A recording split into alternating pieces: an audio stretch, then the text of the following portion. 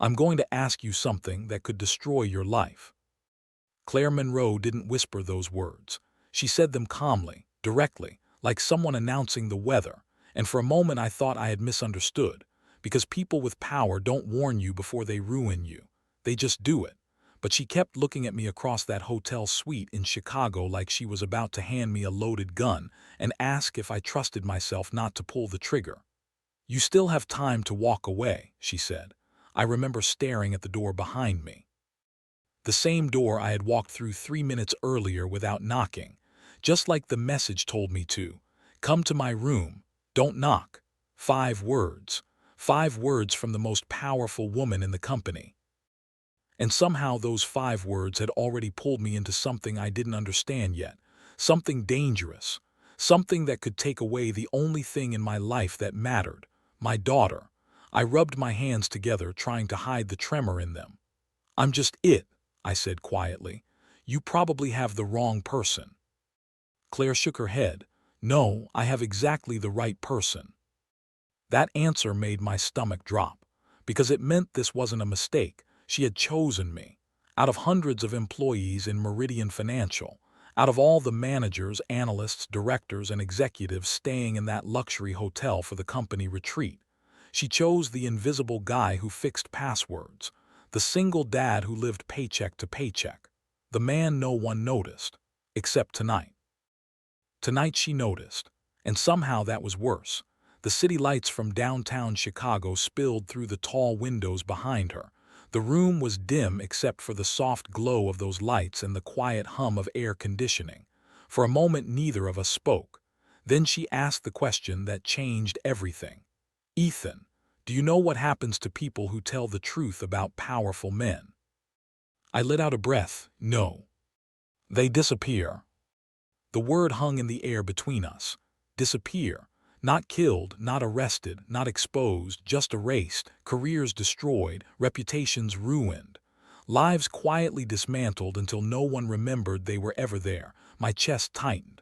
"I have a daughter," I said, her expression softened slightly. "I know." That surprised me. "How?" "Your phone wallpaper," she said. "You showed it to me when you fixed my laptop last month." Right, the picture of Maya, 7 years old, gap-toothed smile, holding a clay dinosaur she made in art class. The one she insisted I keep as my phone background so I would never forget her face. Like that was possible, I swallowed. "Then you know I can't afford trouble." "I do," Claire said. Her voice carried something heavy in it.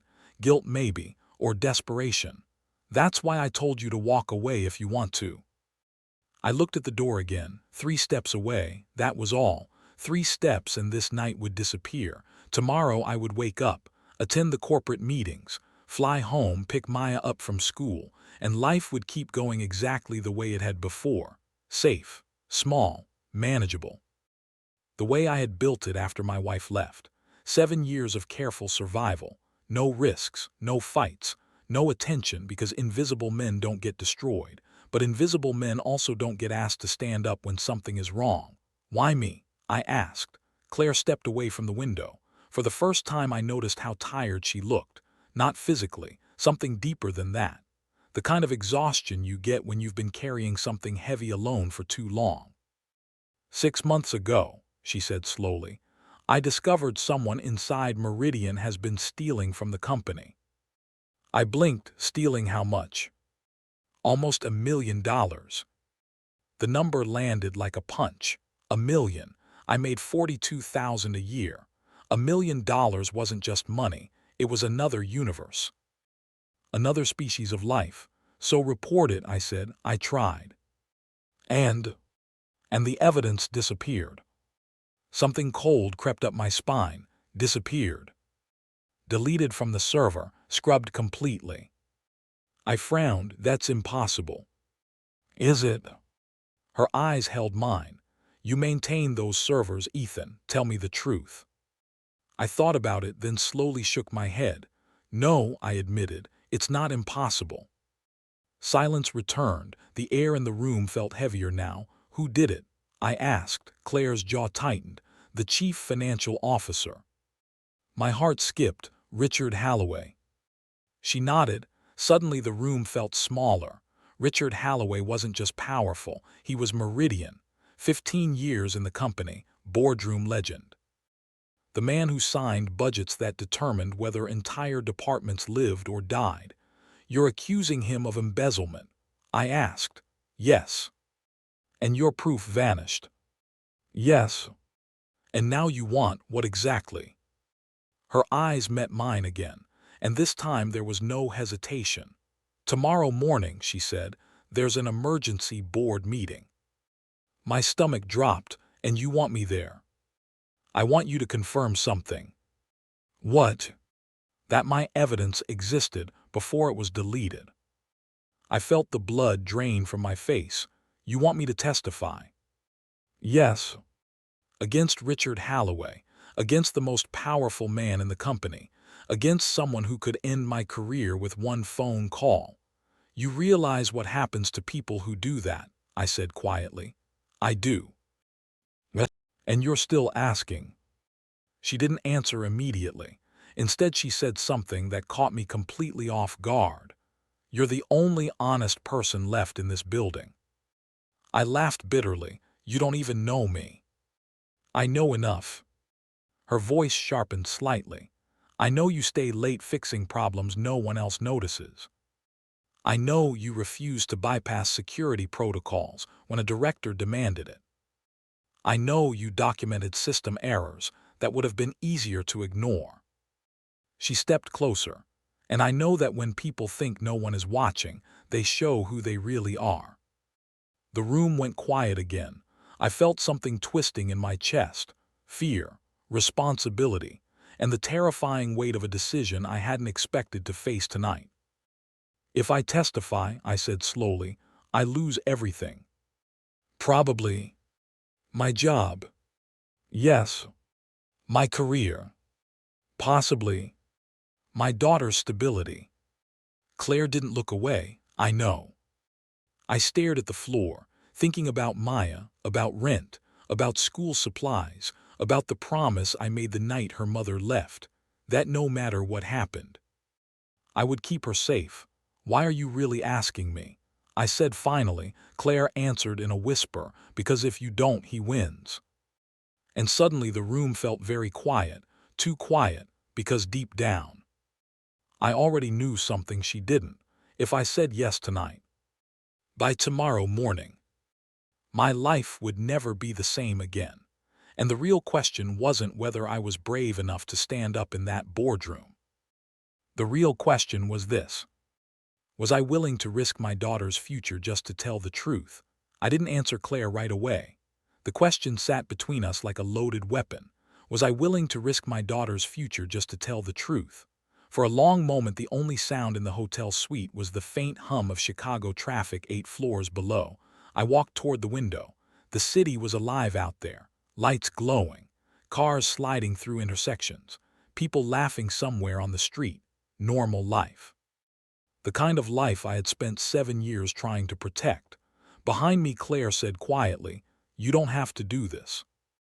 I almost laughed. Of course I didn't have to. I could walk out of this room, pretend the message never happened, go back to being invisible. Invisible men keep their jobs. Invisible men pay their bills. Invisible men get to tuck their daughters into bed without wondering if tomorrow will destroy everything. But invisible men also walk past the truth and pretend they didn't see it. I turned back toward her. "Explain something to me," I said. Claire nodded. "The server logs," I continued. "Why do you think they matter?" She moved to the small desk and opened her laptop. The screen lit the room with pale blue light. "When you ran maintenance last Tuesday," she said, "the system generated usage reports." I nodded. Standard procedure, nothing special, just data showing which files existed and who accessed them. "They show my encrypted folder," she continued.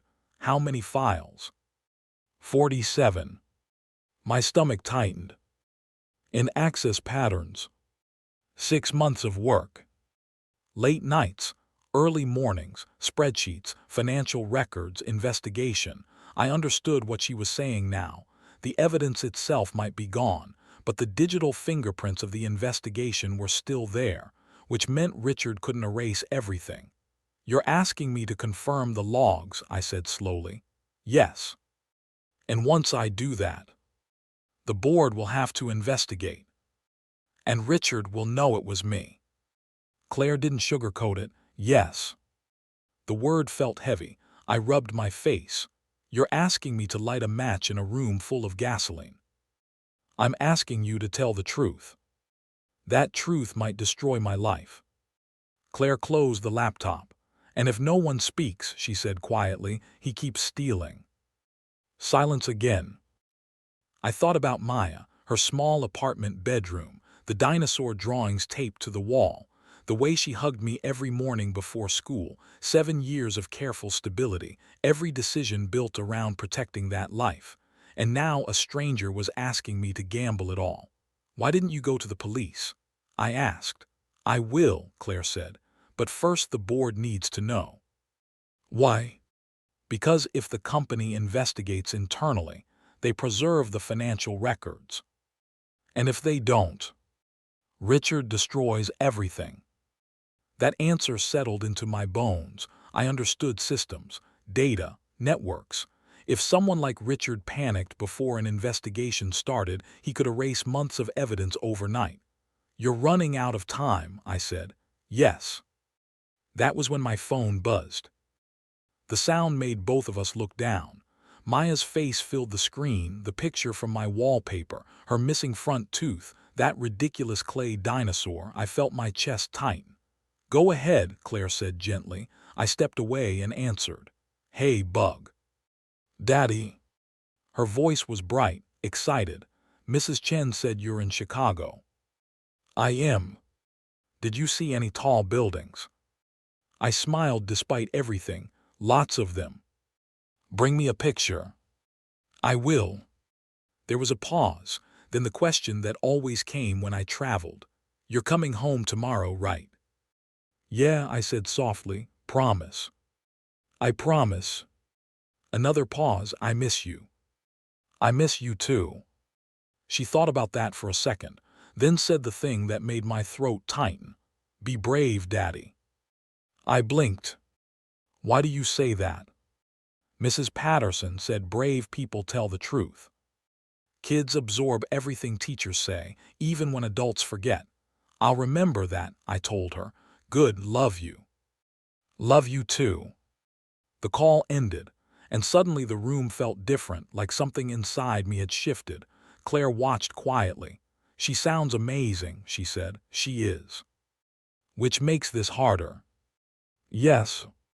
I stared at the phone in my hand. "Be brave, Daddy." Funny how the world works sometimes. Because suddenly the choice didn't feel abstract anymore. It felt personal. I looked at Claire. "If I do this," I said, "I need to know something." "Anything." "Why didn't you protect yourself?" She frowned slightly. "What do you mean?" "You're COO," I said. "You could have buried this quietly. Protected your career." Claire gave a tired smile. I tried ignoring it. "What happened?" "I couldn't." Her eyes moved toward the window again. "Once you see something like that, you can't unsee it." I nodded slowly. That made sense. Truth has a way of sticking in your head like a splinter. Eventually you either pull it out or it festers. There was a knock at the suite door. Both of us froze. Claire frowned. "I didn't order anything." The knock came again, harder. Then the door opened, and a man stepped inside without waiting for permission. Tall, gray hair, expensive suit, Richard Halloway, the CFO, the thief. His smile was smooth, polished, dangerous. "Well," he said calmly, glancing between us, "this is interesting." Claire's voice hardened. "How did you know I was here?" Richard ignored her. His eyes settled on me. And suddenly I understood something terrifying he already knew. "You must be Ethan Brooks," he said. I said nothing. Richard walked slowly around the room, like he owned it. "IT technician," he continued. "Single father." My stomach dropped. "You've been busy tonight." Claire stepped forward. "Richard, leave." But he kept looking at me. "You seem like a smart man," he said casually, "which is why I'm surprised you're in this room." I felt a cold chill crawl down my spine. "What do you want?" I asked. Richard smiled slightly, "Just a conversation." His voice lowered. "Because tomorrow morning something unfortunate is scheduled to happen." The room felt very still. Claire didn't move. Richard looked directly at me. "And I wanted to give you a chance to make a better decision." My hands clenched. "I don't know what you're talking about." "Oh, come on," Richard said lightly. "Let's not insult each other." He stepped closer, too close. "Claire plans to accuse me of embezzlement." His eyes flicked toward her, "which is adorable." Then back to me. "And apparently she's convinced you to help." My pulse hammered. What if she did? Richard shrugged. "Then I'd say you're about to make a terrible mistake." Claire's voice cut in. "Enough." Richard ignored her again. "You have a daughter," he said quietly. My heart stopped. "Maya, right?" A cold wave rolled through my chest. "How do you know her name?" Richard smiled.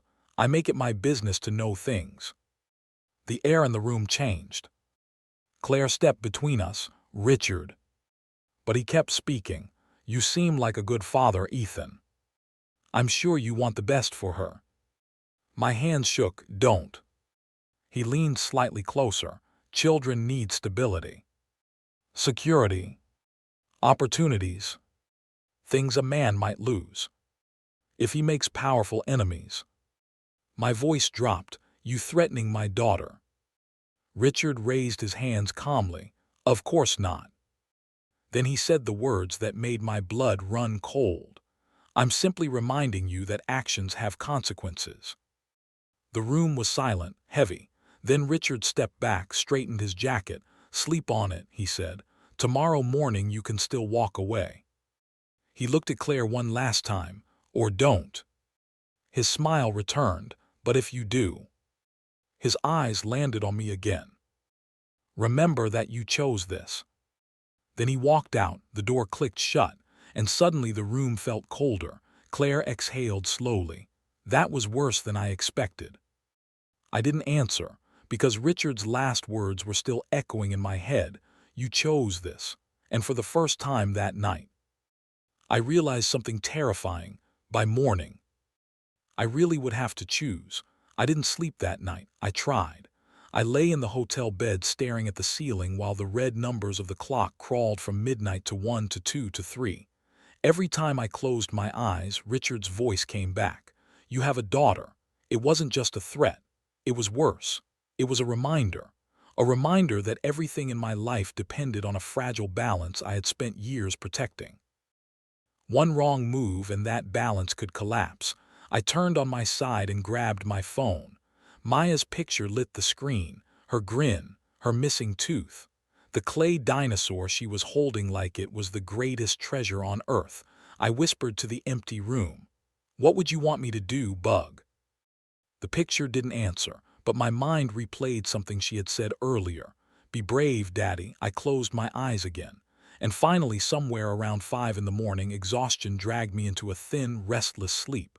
The alarm went off at 6:30. My body felt like it had been hit by a truck. For a moment I forgot where I was. Then everything rushed back. The message, the meeting, Richard, the boardroom. I sat up slowly. This was the day. I took a shower that lasted too long, letting hot water pound against my shoulders while my brain ran through the same question again and again. Walk away or stand up? Safe or right? By the time I stepped out of the bathroom, the decision had already been made. Not because I was brave, because I knew what Maya would see if I didn't. A man who stayed quiet, a man who looked away, a man who chose comfort over truth. I couldn't live with that. I got dressed in the same suit I wore yesterday. The only suit I owned. Then I looked in the mirror, 34 years old, dark circles under my eyes, a man who looked like he hadn't slept in weeks. "Let's go ruin your life," I muttered. The boardroom was already half full when I arrived. Coffee cups, tablets, expensive watches. 8 board members sat around the long table like judges preparing for a trial. Claire stood near the screen at the front of the room. Her posture was perfectly straight, professional, controlled. But when she saw me enter, something flickered in her eyes, relief, just a tiny flash, then it disappeared. Richard Halloway was already there, sitting calmly at the far end of the table like a king waiting for entertainment. When his eyes met mine, he smiled, not warmly, not kindly, just confidently. Like he knew how this would end. I took a seat near the wall. My hands were steady. That surprised me. Maybe fear had burned itself out during the night. The chairman of the board, Douglas Pierce, cleared his throat. "Let's begin." Claire stepped forward. Her voice was calm, professional. 3 months ago, I began reviewing irregularities in our financial reports. She spoke for 10 minutes, methodical, precise, showing charts, numbers, patterns. The board listened carefully. Richard watched her like someone watching a child tell a story. When she finished, silence filled the room. Then Richard leaned forward. His tone was smooth, disappointed. "Douglas, this is unfortunate." The chairman frowned slightly. "What do you mean?" "I mean Claire has clearly misunderstood the data." He gestured casually toward the screen. "These numbers represent standard financial adjustments." He looked around the table. Anyone familiar with corporate accounting can see that. A few board members shifted uncomfortably. Claire's jaw tightened. "You stole nearly $1 million, she said flatly. Richard sighed. "See, this is what concerns me." He turned to the board. "Claire has been under immense pressure recently. I believe she's reached conclusions that aren't supported by actual evidence." Douglas leaned forward. "What about the investigation she mentioned?" Richard spread his hands. "An investigation that apparently vanished." His voice sharpened slightly, conveniently. Claire didn't hesitate. "The evidence was deleted." "By whom?" Richard asked. "You." He chuckled softly. "That's a serious accusation." Then he glanced toward me, and apparently supported by IT support. Every eye in the room turned. My chest tightened. Douglas looked at me. "You are." I stood. "Ethan Brooks." "And your role?" "It technician." Richard smiled faintly. "Exactly." Douglas nodded. "Mr. Brooks, you were asked here to confirm something about server logs." "Yes." My voice sounded steady. That surprised me. I continued. "Last Tuesday, I performed routine maintenance on the executive servers. Part of that process generates usage reports." Douglas leaned forward. "And what did those reports show?" I glanced briefly at Claire, then back to the board. They showed an encrypted folder labeled Financial Review belonging to Claire Monroe. "How many files?" 47. Murmurs rippled across the room. Douglas frowned. "And access patterns?" 6 months of activity. Long sessions, multiple files, late nights. It matched an investigation. Richard raised a hand calmly. "Douglas, if I may." The chairman nodded. Richard turned toward me. "Mr. Brooks, you maintain servers." "Yes." "But you're not a financial analyst." "No." "You're not trained in forensic accounting." "No." "So you cannot actually confirm that those files contained evidence of embezzlement." "That's correct." Richard smiled at the board. "There you have it." But I kept speaking. "What I can confirm is that the investigation existed." The room went quiet. Richard's smile faded slightly. I continued. "The server logs prove Claire Monroe was analyzing financial records for 6 months. They prove the files existed. And they prove those files disappeared." Douglas leaned forward. "Disappeared?" "Yes." Richard spoke again, sharper this time. "Or she deleted them herself." Claire slammed her hand on the table. "I did not." Richard shrugged. "Then someone else did." His eyes slid toward me.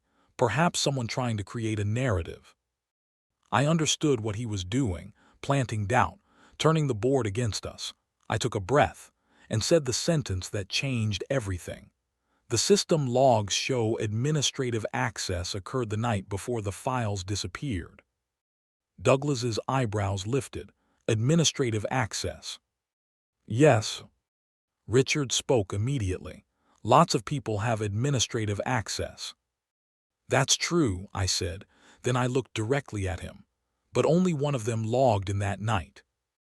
The silence in the room was absolute. Douglas's voice was very quiet. Who? I answered, Richard Halloway. The explosion of voices that followed was instant. Board members arguing, questions flying, Richard standing abruptly. This is ridiculous. But Douglas raised his hand. Enough. The room fell silent again. He looked at Claire, then at me, then at Richard. I believe an independent audit is necessary. Richard's face hardened. Douglas. Effective immediately.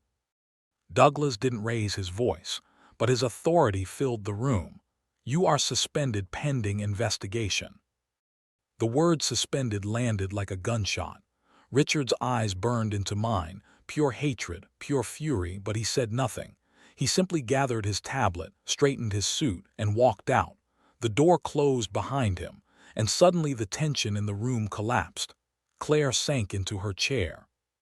We did it, she whispered. Douglas looked at me again. Mr. Brooks. Yes, sir. Make sure those server logs are preserved. I will.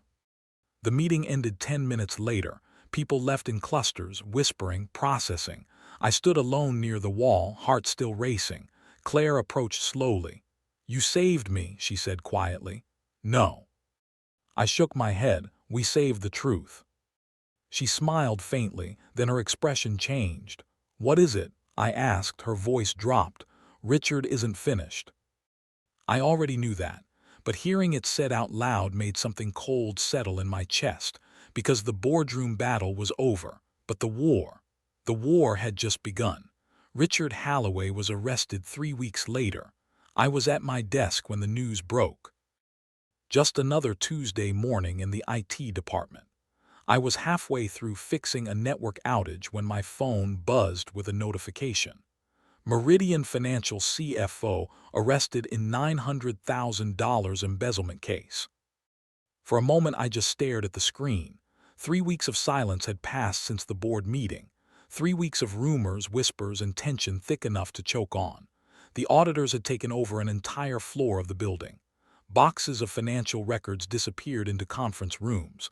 Lawyers came and went, and through all of it Richard had vanished. Until that headline. My phone rang. Claire, I answered immediately. They got him, she said. Her voice sounded strange, lighter. Like someone who had been holding their breath for months and had finally exhaled. I saw the news, I said. They found everything, she continued. The shell accounts, the falsified projections, all of it. How much? 890,000. Close enough to the million she predicted. Silence settled between us. Then she said quietly, You were right to stand up. I leaned back in my chair. I wasn't sure about that for a while. She understood what I meant, because the weeks after the board meeting hadn't been easy. My reassignment to the storage room, the isolation, the quiet retaliation, the fear that every email from HR might be the one that ended my job. You're getting your position back, Claire said. That's not all. I heard the smile in her voice.